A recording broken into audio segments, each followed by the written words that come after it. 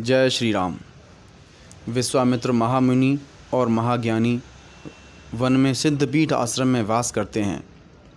वहाँ जप यज्ञ योग मुनि करें, परंतु मारीच और सुबाहु राक्षसों से अत्यंत डरते हैं। यज्ञ देखते ही राक्षस दौड़ पड़ें और अनेक उपद्रव करें, जिससे मुनि दुखित हैं। विश्वामित्र जी ने मन में चिंता की कि बिना नारायण के यह पापी राक्षस नहीं मरेंगे। तब मुनि श्रेष्ठ विश्वामित्र जी ने मन में विचार किया कि प्रभु ने पृथ्वी का भार दूर करने को अवतार लिया है। इसी बहाने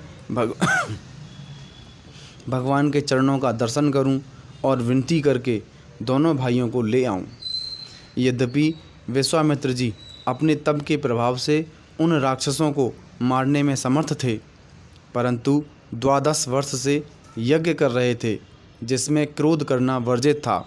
इसी कारण उन्होंने स्वयं क्रोध नहीं किया। जो ज्ञान वैराग्य सब गुणों के घर हैं, वे उन स्वामी को नेत्रों से देखूंगा। इस प्रकार मनोरथ करते चले। तब जाते हुए अधिक देर नहीं लगी और सरयू स्नान कर राजा दशरथ जी के दरबार में आ गए। मुनि का आगमन जब राजा ने सुना, तब ब्राह्मणों के समाज सहित मिलने गए। यदि मुनि पहले ही दरबार में पहुंच जाते तो मुनि का आना सुनना नहीं होता, या जब मुनि दरबार में गए तब राजा रनिवास में थे। मुनि का आगमन सुनकर मिलने गए। दंडवत पूर्वक मुनि का सम्मान कर अपने आसन पर लाए बैठाया। चरण धोकर राजा ने अत्यंत पूजा करी और कहा, मेरे समान आज दूसरा धन्य नहीं है। अनेक प्रकार से भोजन कराए, जिससे मुनि के हृदय में बड़ी प्रसन्नता हुई। फिर चारों पुत्रों को चरणों में डाल दिया। राम को देखकर मुनि का वैराग्य विसर गया। श्री रामचंद्र जी के मुख की शोभा देखकर मग्न हुए, जैसे पूरे चंद्रमा को देखकर चकोर। तब मन में प्रसन्न हो राजा बोले, हे मुनि, कभी पहले तो आपने ऐसी कृपा नहीं करी थी। महाराज, आपका आना कैसे हुआ, कहो, सो करने में देर न करूं। विश्वामित्र जी बोले, मुझे झुंड के झुंड राक्षस बहुत सताते हैं, सो राजन मैं तुमसे मांगने आया था। लक्ष्मण सहित श्री रामचंद्र जी को दो। राक्षसों के मारने से मैं सनाथ हो जाऊंगा। हे राजन, मन में प्रसन्न होकर अपने पुत्रों को मुझे दो, और यह राक्षसों को कैसे मारेंगे, यह मोह अज्ञान छोड़ दो। आपको इसमें धर्म और यश मिलेगा, तथा इनको भी कल्याण अर्थात विजय और पत्नी मिलेगी। राजा ने यह अप्रिय वाणी ज्यों ही सुनी, त्यों ही हृदय कांप गया और मुख की कांति कुमला गई, और बोले, चौथे पन में 4 पुत्र हुए हैं। हे मुनिराज, आपने विचार कर वचन नहीं कहे। पृथ्वी, गौ, धन, खजाना मांग लो, सूरता सहित सब दे दूंगा। देह और प्राण से प्यारा कुछ नहीं है, सो भी हे मुनि मैं एक पल में दे सकता हूँ। हे मुनि, सब सुत मुझे प्राणों के समान प्यारे हैं, पर राम को देते नहीं बनता। कहाँ तो राक्षस अत्यंत घोर कठोर, और कहाँ मेरी छोटी अवस्था के पुत्र। प्रेम रस में सनी हुई राजा की वाणी सुनकर ज्ञानी मुनि ने हृदय में बहुत सुख माना। तब वशिष्ठ जी ने बहुत भांति से समझाया कि श्री रामचंद्र जी पृथ्वी का भार उतारने को प्रकट हुए हैं। विश्वामित्र जी के तप का प्रभाव सुनाया और राजा की यह प्रतिज्ञा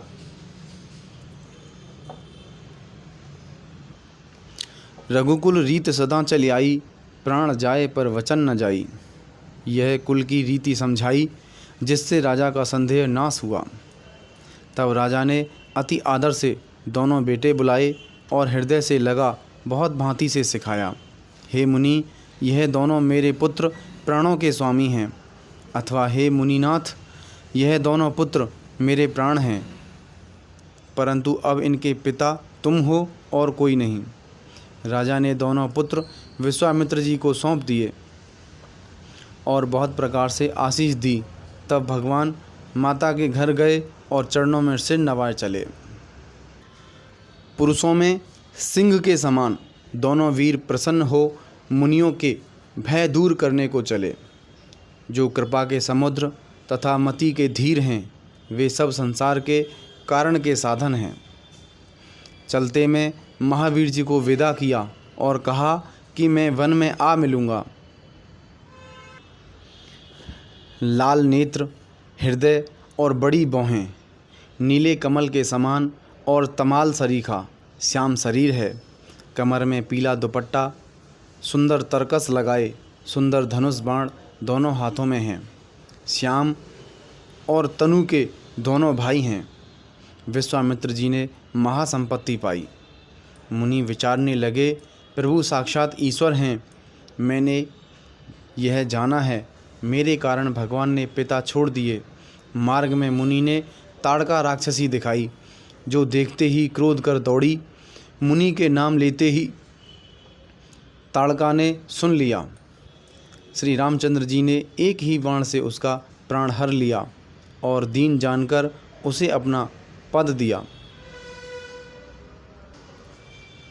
क्वार कृष्ण परिवा को ताड़का का वध किया। तब ऋषि ने अपना नाथ श्री रामचंद्र जी को जाना। पहले श्री रघुनाथ जी को ईश्वर जानने में संदेह रहा था, किंतु अब निश्चय जानकर विद्यासागर को विद्या सिखाने लगे। बला और अति बला विद्या सिखाई, जिससे भूख प्यास न लगे और शरीर में अत्यंत बल और तेज का प्रकाश हो। संपूर्ण आयुध श्री रामचंद्र जी को समर्पण कर अपने आश्रम में ले गए और कंदमूल फल भक्ति प्रीति से भोजन करने को दिए। प्रातःकाल श्री रामचंद्र जी ने मुनि से कहा, अब तुम जाकर निर्भय हो यज्ञ करो। मुनिगण होम करने लगे और आप यज्ञ की रखवाली में खड़े रहे। यह सुनकर मारीच क्रोधी निशाचर सेना सहाय लेकर दौड़ा। यह मुनियों का वैरी था। श्री रामचंद्र जी ने बिना फर का बाण उसके मारा। वह समुद्र पार लंका में 400 कोस पर गिरा। यह 7 योजन समुद्र का पार जानना पृथ्वी पृथक रही। फिर अग्निबाण सुबाहु को मारा और लक्ष्मण जी ने राक्षसों का कटक संहार किया। राक्षसों को मारकर ब्राह्मणों को निर्भय कर दिया। तब देवता और मुनि स्तुति करने लगे। वहाँ कुछ दिन राम जी ब्राह्मणों पर दया करके रहने लगे। भक्ति के कारण बहुत कथा पुराण ब्राह्मण कहते हैं, यद्यपि राम जी सब जानते हैं। तब विश्वामित्र जी श्री रामचंद्र जी से आदरपूर्वक समझाकर कहने लगे, हे प्रभु, एक चरित्र चलकर देखिए। राजा जनक के यहाँ धनुष यज्ञ सुनकर श्री रामचंद्र जी प्रसन्न हो विश्वामित्र जी के संग चले। मार्ग में एक आश्रम देखा, जहाँ कोई खग मृग जीव जंतु नहीं थे। एक शिला पड़ी हुई देखकर प्रभु ने विश्वामित्र जी से पूछा। तब ऋषि ने संपूर्ण कथा सुनाई। एक समय ब्रह्मा जी ने अहिल्या को परम सुंदरी उत्पन्न कर गौतमी जी को धरोहर की तरह सौंप दिया। इंद्रादिक उससे गौतमी जी के पास धरोहर रूप में देखकर सोचने लगे, कदाचित ब्रह्मा जी हमको देंगे। कुछ दिन ब्रह्मा जी ने गौतमी की परीक्षा करी। एक दिन अहिल्या को देखने गए तो उसको यथावत देख वह कन्या गौतम जी को ही दे दी। तब एक दिन इंद्र ने उसके पास आए गौतम का रूप बनाए व्यवहार किया। उस समय गौतम जी घर में नहीं थे। जब लौटकर घर आए तो उसी समय इंद्र उनके आश्रम से निकला और इन दोनों की दुष्टता विचार ऋषि ने इंद्र को शाप दिया कि तेरे शरीर में सहस्त्र चिन्ह हो जाएंगे। बाद में इंद्र ने यज्ञ किया, जिस कारण वे सभी चिन्ह नेत्र हो गए। अहिल्या को शाप दिया कि तू पत्थर की शिला हो जा। श्री रामचंद्र जी के छूने से तेरा उद्धार होगा, यह अनुग्रह करके कहा। अहिल्या ने भी इंद्र के साथ जानकर विहार किया था, जिस कारण वह अपराधिनी हुई। यह वही गौतम ऋषि की पत्नी शापवश पत्थर का शरीर धारण किए आपके चरण कमल की रज चाहती है। हे रघुवीर, आप कृपा कर इससे चरण छुआओ। श्री रामचंद्र जी के पवित्र चरण को शोक दूर करने वाले हैं। उन्हें छूते ही वह तप की पुंज प्रकट हो गई और श्री रामचंद्र जी को देखकर, जो भक्तों के सुख देने वाले हैं, सामने हाथ जोड़कर खड़ी हुई, अत्यंत प्रेम से अधीर हो गई।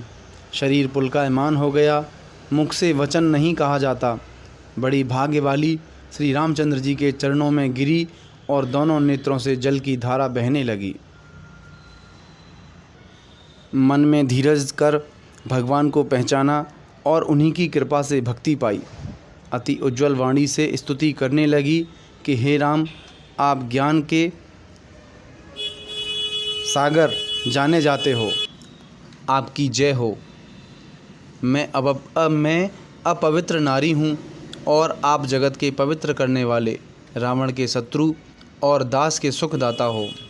हे कमल नेत्र, संसार के भय दूर करने वाले भगवान, रक्षा करो, रक्षा करो। आपकी मैं शरण में आई हूँ।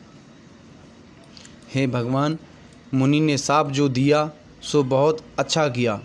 मैंने बड़ा अनुग्रह माना जो नेत्र भरकर संसार के उन भय छुड़ाने वालों को देखा, जिनके दर्शनों को शिवजी परम लाभ मानते हैं।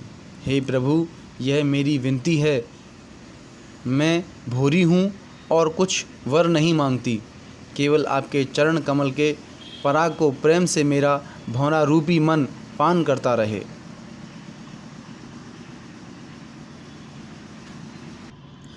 जिन चरण कमलों से परम पवित्र गंगा जी प्रकट हुई और शिवजी ने अपने सिर पर धारण की, सोई चरण कमल जिनको ब्रह्मा जी पूजन करते, दया सागर हरि ने मेरे सिर पर धारण किए। इस प्रकार गौतम की स्त्री बारंबार श्री रामचंद्र जी के चरणों में गिरकर चली। जो मन को बहुत अच्छा लगा सो वर पाया और आनंद में मग्न हो पति के लोक को चली गई। जब भगवान ने बलि को छला और दूसरा चरण ब्रह्मलोक में पहुंचा, उस समय विरजा नदी से जल भर ब्रह्मा जी ने